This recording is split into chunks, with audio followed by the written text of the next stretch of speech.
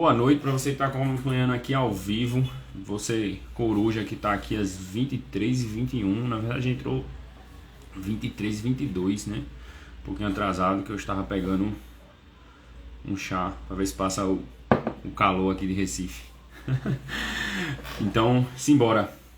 Hoje, aqui na comunidade coruja, eu vou conversar sobre sepse. É um tema bem relevante, é um tema que é muito comum de você encontrar na emergência do dia a dia, e é muito relevante que você, enfim, esteja por dentro, né? Saber o que é que você tem que fazer. Só para retomar, para quem não conhece, aqui a comunidade coruja é onde eu falo sobre temas relevantes, perguntas comuns do dia a dia, com respostas práticas e objetivas para você ficar mais confiante para dar plantão. Então vamos lá, falar sobre sepse. Bom, o que é que você precisa saber de sepse, né, de forma prática, objetiva? Primeiro de tudo é identificar. Você precisa saber quando que o paciente está séptico. Eu vou só dar uma pausazinha agora, porque eu acho que senão minha luz ali vai apagar, porque o computador está descarregando.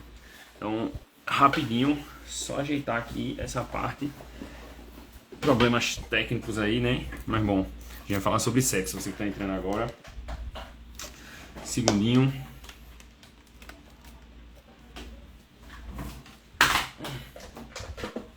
Pronto.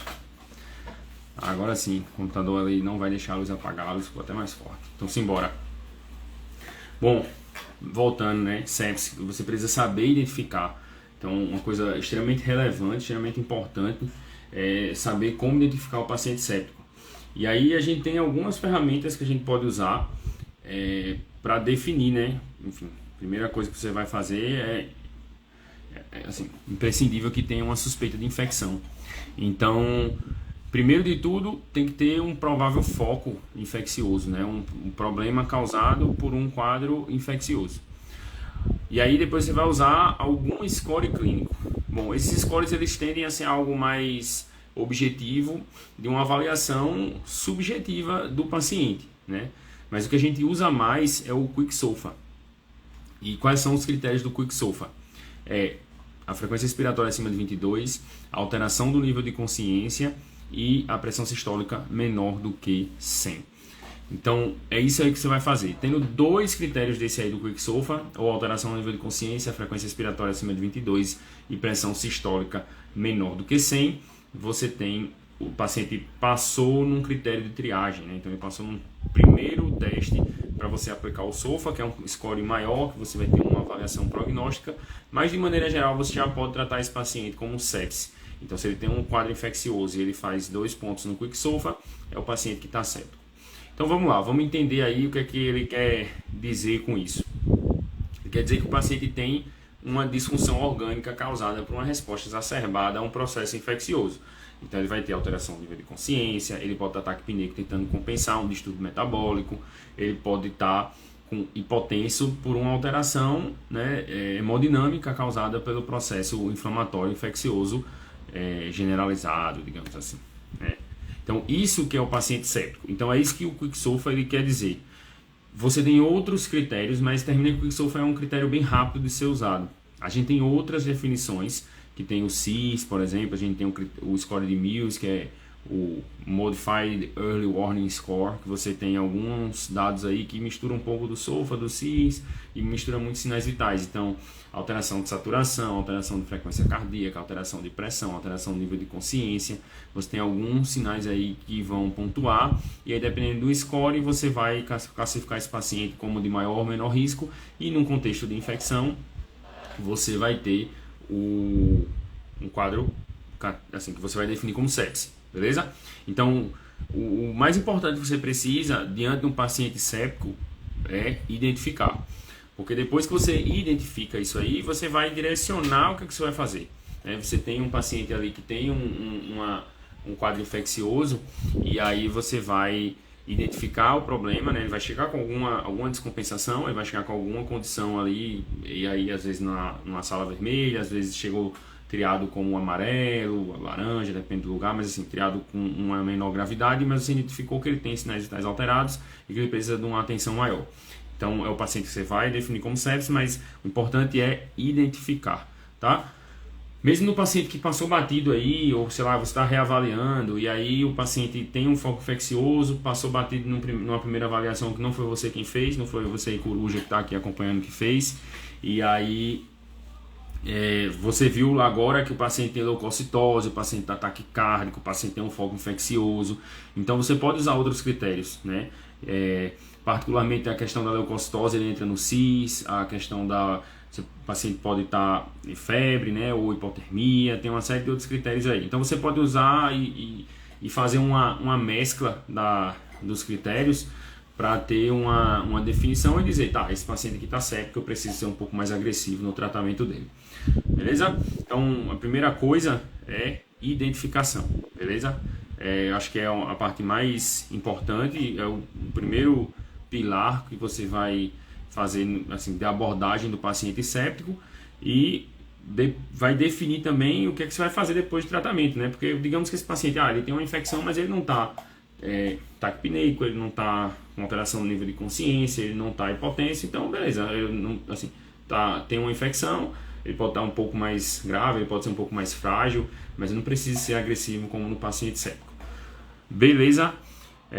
Bom, sepsis tem muito mais coisa do que isso, mas de forma prática e objetiva, essa parte aí da identificação é fundamental. Então, para o pessoal que está online aqui, se alguém quiser botar alguma pergunta e tirar alguma dúvida sobre sepsis, a hora é agora. Podem mandar ver aí, mandem as dúvidas que a gente responde. Deixa eu tomar um pouquinho do meu chá.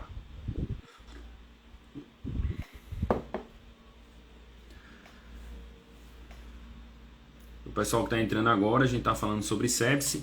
Falei um pouquinho sobre a parte de identificação, que eu acredito que é fundamental.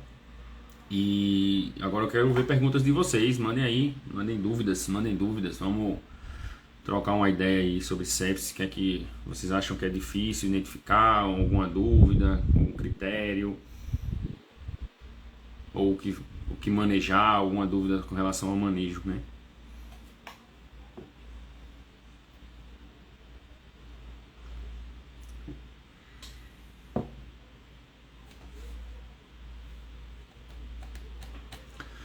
Bom, acho que ninguém está com dúvida aqui agora, né? Ninguém está fazendo nenhuma pergunta, mas se quiser deixar uma pergunta depois, né? Colocar ou nos comentários, ou botar na caixinha, mandar no direct, pode mandar a pergunta. Espero que vocês tenham gostado, espero que fique aí presente para essa questão de identificação e não deixar passar o paciente séptico, né? Ficar sempre atento, sempre alerta a isso aí, porque sepsis é uma condição que tem uma alta mortalidade, né? É uma condição que é bem grave para o paciente e isso quando identificado, imagina se deixa passar, né? Tem outra pergunta aqui, ó, noradrenalina para instabilidade se expansão volêmica não subir a pressão. Basicamente é isso aí, você pode até começar junto, sabe? Dependendo do paciente. Existe recomendação de que se o paciente já está hipotenso, o paciente chegou muito grave e tudo, você não esperar, de certa forma, essa expansão para você manter a hemodinâmica mais preservada, né? Você manter a hemodinâmica melhor. Mas, de maneira geral, o que você vai fazer primeiro é fazer as provas de expansão volêmica e aí você vai, depois que você fez uma quantidade de volume no paciente, né? Se o paciente cabe volume e tudo, você vai começar a pensar em droga vasoativa. Então, se você abordou, identificou, começou a fazer as provas de expansão, verificou quanto fez de volume, o paciente já fez uma quantidade razoável de líquido e aí não está melhorando pressão, então você tem que começar a droga vasoativa.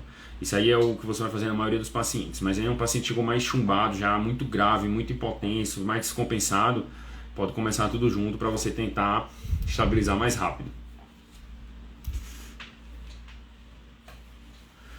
Bom, assim, ó, sempre, essa pergunta é interessante, sempre é preciso 2 critérios do Quick-SOFA para definir sepsis. Isso aí é a definição de artigo, tá? 2 critérios. Mas aí no paciente que é mais frágil, né, aquele paciente idoso, você pode ser mais agressivo de certa forma com esse paciente porque ele é um paciente mais frágil. E aí você não usar nem o Quick-SOFA, o paciente está infectado, você só já usar ele já criar ele como séptico, né? Você pode, porque vai ser uma avaliação subjetiva e cada paciente você vai ter uma definição única para cada um deles. Esses critérios eles são baseados em estudos, né, claro, mas eles muitas vezes não são validados com a prática clínica. Então, aquele paciente que ele às vezes não preencheu o critério do Quicksolve logo de cara, mas ele é um paciente já mais grave, mais frágil, né? E aí você tem uma evolução pior, você espera uma evolução pior para esse paciente. Então você pode sim tratar ele de forma mais agressiva, começar um antibiótico logo na primeira hora, expansão volêmica, monitorização hemodinâmica, e aí fazer todo o pacote de SEX, né? Gaso, enfim, exames laboratoriais, mesmo que ele não preencha o Quicksolve, né? Vamos dizer que o paciente é um paciente idoso, já com uma limitação funcional, e aí ele não chega taquipneico, ele só tem, por exemplo, só uma alteração no nível de consciência, a pressão dele já não está baixa, por exemplo. E aí, mas você pode começar porque, enfim, tratá-lo como séptico, né, pela fragilidade, pode. E se você disser que não, ele não preenche Quicksolve, eu não vou tratar como sepse, vou fazer as coisas com mais calma, vou começar antibiótico, não, talvez não hidratar e tudo, então você pode também não abordar, porque assim, por definição de critério, de estudo, tudo são 2 critérios, são dois pontos no Quicksolve para definir como sepse. Mas assim, até assim, você estar ciente e presente para os critérios é relevante, porque você pode dizer assim, poxa, ele não preenche isso aqui, mas eu acho que vale a pena pela gravidade que ele pode atingir, né? Então, você precisa estar presente para esses critérios para poder dizer que ele não tem também, né? Tá, paciente 3-4 oligúrio, como fazer expansão volêmica? Bom, você vai expandir, né? Assim, o quanto o paciente urina, ele não impacta tanto na expansão do paciente logo de cara. Porque o paciente, ele tá fazendo, assim, o que a expansão volêmica vai ajudar, né? Vai contribuir no tratamento do paciente séptico, na questão de metabolismo anaeróbio, né? O paciente que ele vai estar também vasoplégico, né? Por causa do processo inflamatório. Então você vai fazer um pouquinho de recuperar de volume circulante efetivo, você vai perfundir melhor os órgãos, você vai ajudar na troca de oxigênio. Então, para isso que você precisa hidratar o paciente. Então, por mais que ele não urine, né? Seja oligúrico ou então uma função renal muito comprometida já, você deve fazer expansão, você vai ser mais cautelosa, né?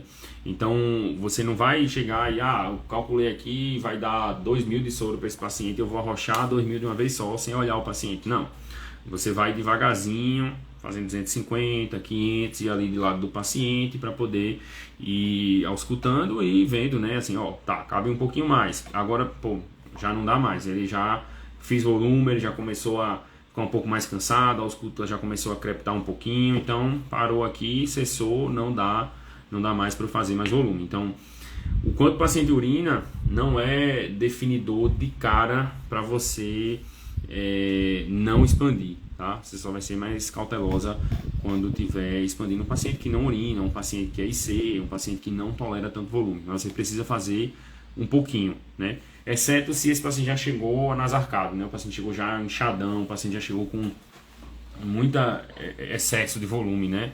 O paciente que, sei lá, ele é um renal crônico, dialítico, e passou um tempo sem dialisar e agora está infectado e está séptico.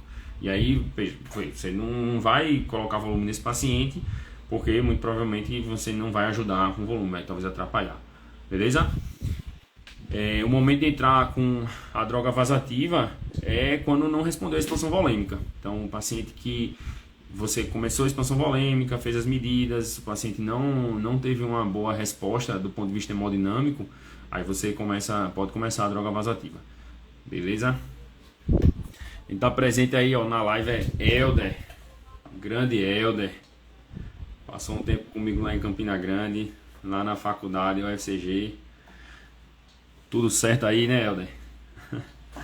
Fazia tempo que não via o grande Helder. Bom, vamos lá, tem mais perguntas aí? Podem mandar mais perguntas.